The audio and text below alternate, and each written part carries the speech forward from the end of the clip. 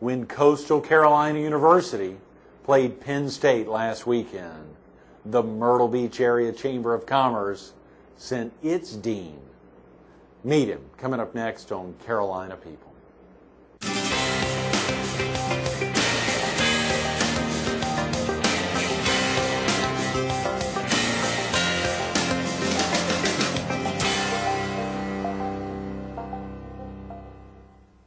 Good morning. Welcome to Carolina People. This morning we're in the conference room of the Myrtle Beach Herald at 4806 Northgate Boulevard in Myrtle Beach, behind Myrtle Beach Lighting and Barnhill Realty, off Highway 17 Bypass South.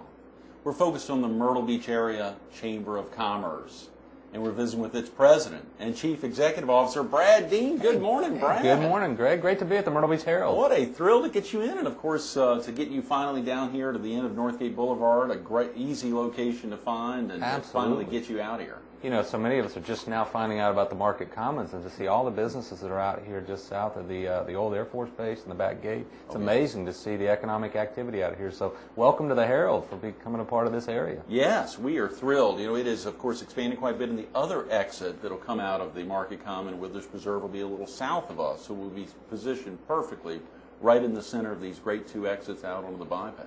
It's really interesting to watch the economic explosion that's occurred here, not only in the media industry, but the service industry, as well as some of the industry just surrounding the former Air Force Base. To think that 10 or 15 years ago this was the site of great economic distress, and now it's just a bustling economic activity out here. It's really exciting to watch it come forward. More potential members for the Myrtle Beach Area Chamber of Commerce. We need to get out here knocking on doors and selling some membership. Absolutely. That Pam Wright, she has been rocking and rolling, Brad. I think I saw she was number 2 in the nation. She was, and she's disappointed because last year she was number 1. Pam almost has a corner in that market. She's done a phenomenal job. Of course, the real key is to be in a community where the business community is thriving and growing, and certainly we're seeing that even in a tough economy. So we're excited to be a part of it, and real excited about what's going on out here around the Myrtle Beach Herald. Absolutely. As a matter of fact, we were filming at the Myrtle Beach Area Chamber of Commerce recently, highlighting leading up to the Beach Boogie and Barbecue Festival, which we'll talk about in a second. I bumped into Pam, and of course she's quickly talking about making sure I'd renewed, and are there any other business opportunities to talk about for getting on as chamber member. She is quick, and we had a guest there that morning that we bumped into her, and she said, I just signed her up. This was the Limos for Learning organization. She is on top of it. Pam has been a real key to the success over the last several years of us growing our membership beyond tourism. You know, for many years we always had a lot of support, and still do, within the tourism industry, but the challenge was, what can the chamber do to better serve those businesses whose customers aren't necessarily tourists? We're all somehow directly or indirectly tied to tourism, but how do we serve those businesses whose customers are other businesses or residents? And Pam has been a critical link in helping us connect not only our sales but our services to those businesses, and hopefully serve them better and better as the years go on. It ties into something in the Grand Strander, or the publication that comes out on a monthly basis that highlights kind of a strong newsletter, almost a book that is sent out to all your chamber members. I saw the one in July, or maybe it was in June, that highlighted on July 1st you'd be restructuring a little bit the position. Oh, sweetie, hey, thank you for coming in this week. It's great to have you in. Brad, I think I told you McClare was coming in before school starts this week. I'm actually Phil. Oh, I love you wearing your Herald shirt this morning. That is wonderful, honey.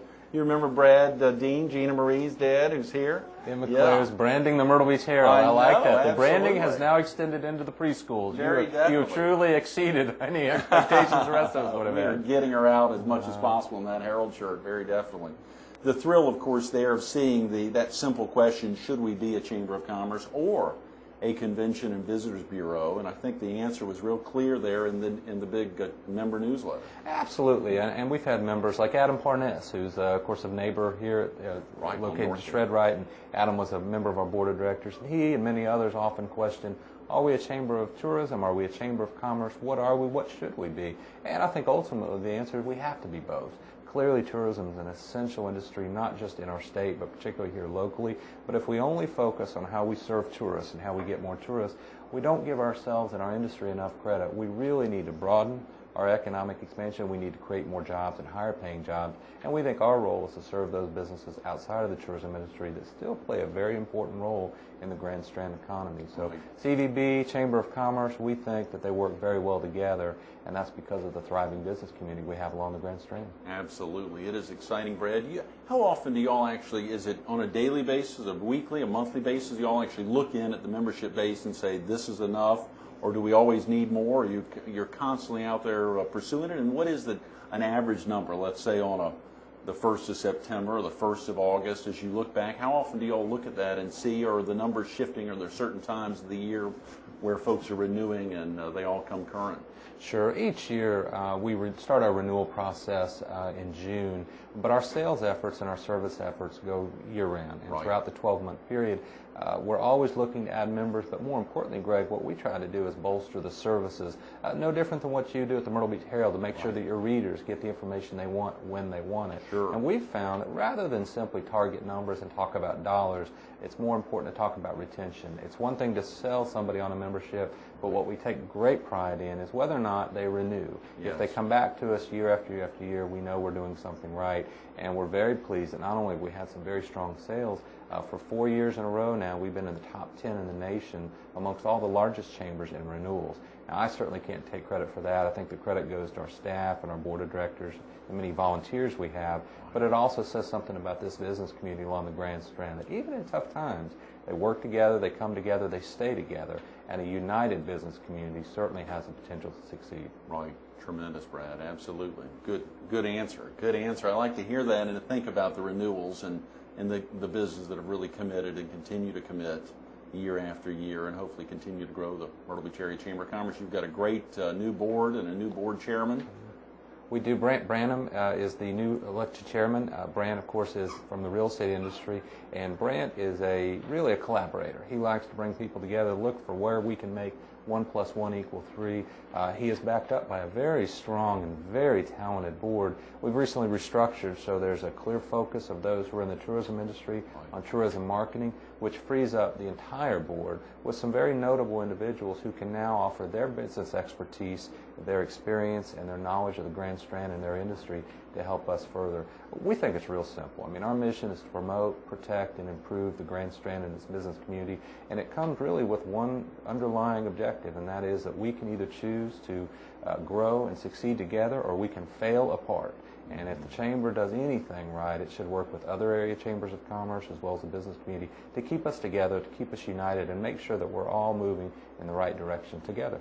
Absolutely. Brad, let's think, speaking of that, moving together, of course, we had a very successful weekend this past weekend, the Beach Boogie and Barbecue Festival. We're always, depending on the weather, and with Labor Day, you don't know. Some years it can be a total rain out, other years not, but we're very fortunate. And of course, the Beach Boogie Barbecue Festival is quickly becoming a staple event for Labor Day weekend, when you've got the national eating champions like Joey Chestnut, a soap opera star, or another TV celebrity, and you combine that with great food and great music. What's not to love? And we're hopeful that this event will not only help us grow Labor Day weekend, it gives us another promotional avenue to get out and talk about things that people don't know about the Myrtle Beach area. Usually give us credit for having great beaches and great golf courses, but great cuisine and lots of entertainment, and particularly free entertainment.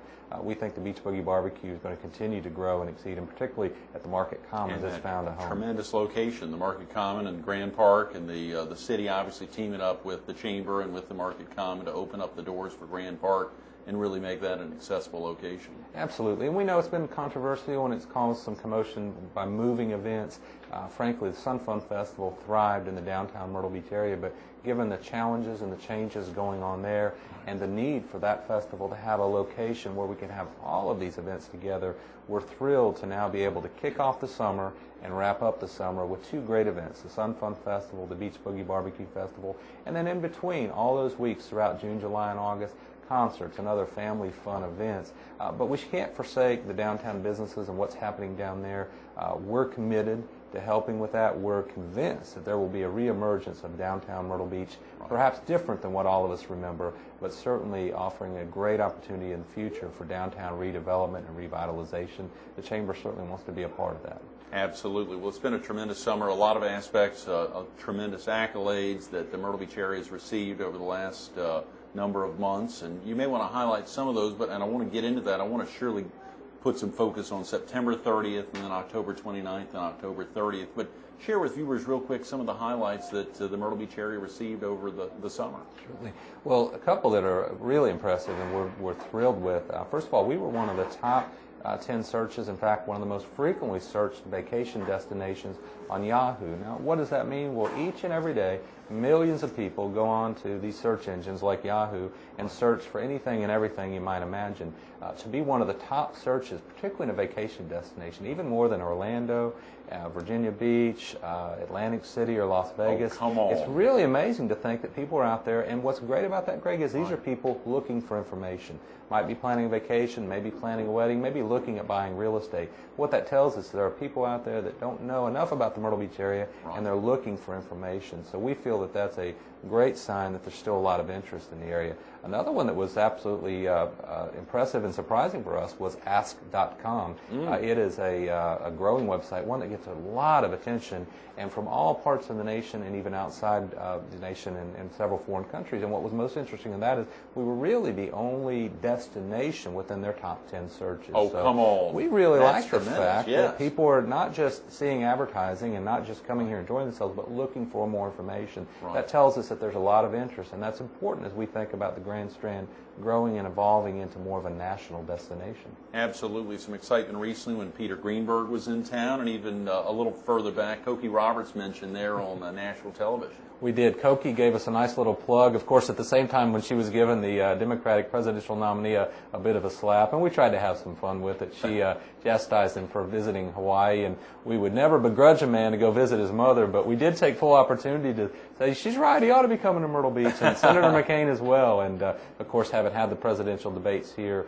we're excited about the fact that no matter who wins in November, we think there's going to have to be a spot in the White House for a picture of that candidate and their sand sculpture, and they're here along the Grand Strand. Oh, so hopefully that will tie them to this destination for many years to come. And you mentioned Peter Greenberg. There are a few travel industry experts that have greater followings than Peter Greenberg. He is, of course, the travel detective. And what's most special about that, Greg, is not just that he'll reach millions of potential visitors, but when Peter comes, he looks for unique stories that might not otherwise be told. Talked to Sandy Kendrick from the Horry Arts Council. He talked to the folks from Hawaiian Rumble. He looked for unique stories that the visitors who may not know much about the Myrtle Beach area would be intrigued to find out, and we're hopeful that that will convince them and maybe consider us the next time they're looking for a fun place to visit. Absolutely. That's tremendous, Brad. Well, this is a big month. Of course, we wrap up the month with the volunteer celebration, the big volunteer celebration event, but next month's even as equally exciting with the annual meeting and, of course, the 70th anniversary. But share with viewers just leading up to those three events. Certainly. September and October are big times for us. We get past the summer season. We start to really look into next year and position ourselves to help the community grow and expand and evolve. And particularly this year, we're excited because we will in September recognize our Volunteer of the Year, whoever he or she may be, and we have lots of great candidates. It gives us a chance to recognize an individual, and perhaps this year, perhaps even a company, that have really given a lot back to the community. Even though we recognize one particular individual, it's really symbolic as we take the time to say thank you to the hundreds of people that have given of their time and their resources to the Chamber and in turn the community. And then, of course, as you mentioned, October's a very, very special month for us this year.